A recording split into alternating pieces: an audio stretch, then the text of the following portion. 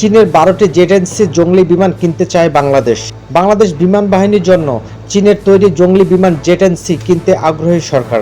অন্তর্বর্তী সরকারের প্রধান উপদেষ্টা অধ্যাপক মোহাম্মদ ইউনূস গত মার্চে চীনের প্রেসিডেন্ট শি জিনপিং এর সঙ্গে বৈঠকে এ বিষয়ে কথা তুলে ধরেছেন। বেইজিংয়ে প্রধান উপদেষ্টার সফরসঙ্গীদের মধ্যে দুজন জ্যেষ্ঠ সদস্য জঙ্গলি বিমান কেনার আগ্রহের বিষয়ে নিশ্চিত করেন। গত 26 মার্চ প্রধান উপদেষ্টা 4 দিনের সফরে চীনে যান।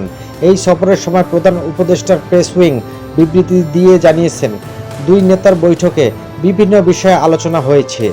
এর মধ্যে রয়েছে তিস্তা নদীর প্রকল্পে চীনের সহায়তা, মাল্টিপল রোল কমব্যাট এয়ারক্রাফট, বহুমুখী জঙ্গলি বিমান কেনা, বাংলাদেশের বন্দরগুলোর সঙ্গে চীনের কুমিংয়ের বহুমাত্রিক সংযুক্ত করা, বাংলাদেশ সশস্ত্র বাহিনীকে আগামী দিনের চ্যালেঞ্জ মোকাবিলায় সক্ষম করে তুলতে 3 বাহিনীর আধুনিকায়ন চলছে।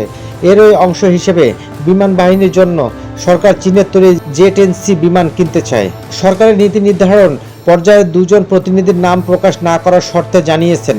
বেইজিং বৈঠকে প্রধান উপদেষ্টা বাংলাদেশ বিমান বাহিনী আধুনিকায়নের সরকারের পরিকল্পনার কথা তোলেন।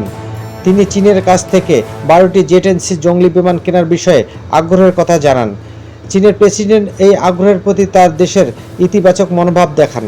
জানতে চাইলে পররাষ্ট্র উপদেষ্টা মোহাম্মদ তৌহিদ হোসেন বলেন, প্রধান উপদেষ্টার সঙ্গে চীনের প্রেসিডেন্টের বৈঠকে জঙ্গলি বিমান কেনা নিয়ে আলোচনা হয়েছে।